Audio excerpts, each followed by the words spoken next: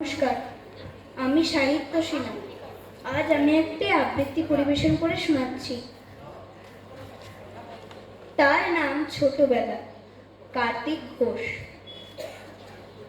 মাটির বাড়িটা ছিল টিন দিয়ে ছাওয়া। ভাঙা জানালায় খেলা করে যেত হাওয়া।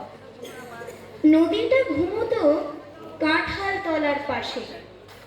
ছোট্ট উঠোন শিউলি ফুলের বাসে রাঙায় মোড়ে এনে দিত যেন ছুটি।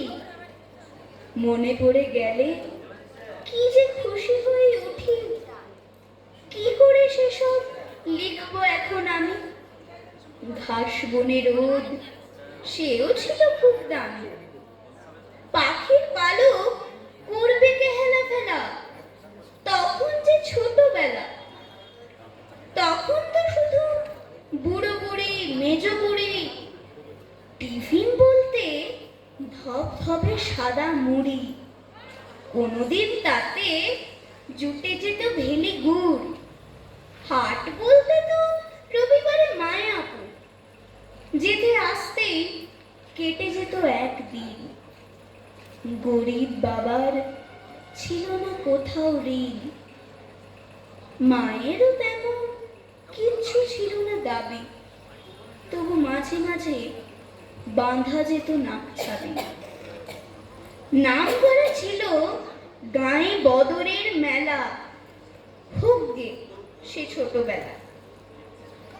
এখনো সে কথা মনে পড়ে যায় বেশ। পুজো এসে গেলে পড়াশুনো সব শেষ। দুর্গা তলায় সারা দিন যেত কেটে।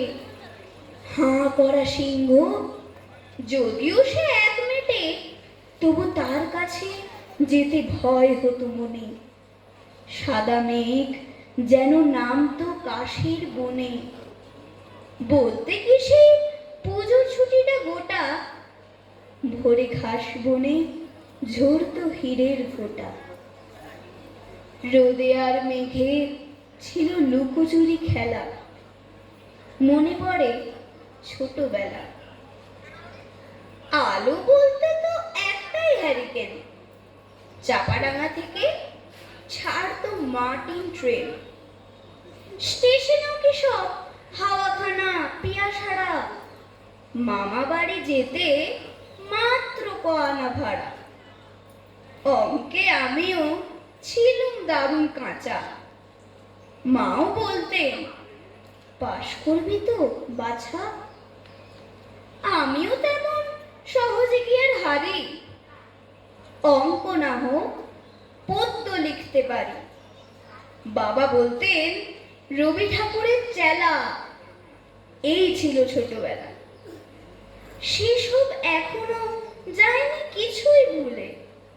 কবে আমার পাক ধরে গেছে চুলে। আমিও এখন ব্যস্ত শহরে থাকি, তবু দূর থেকে খবর কিছুটা রাখি। গ্রামে চলে গেছে টিভি টেলিফোন আলো। দিব্যি সবাই রয়েছে শুনছি ভালো। আমারই কেবল মনে নেই কোনো সুখ। চোখে ভেসে ওঠে আহা একখানি মুখ। আনমনা হলে সে এসে দেয় ঠেলা। তার নাম ছোটবেলা। ধন্যবাদ।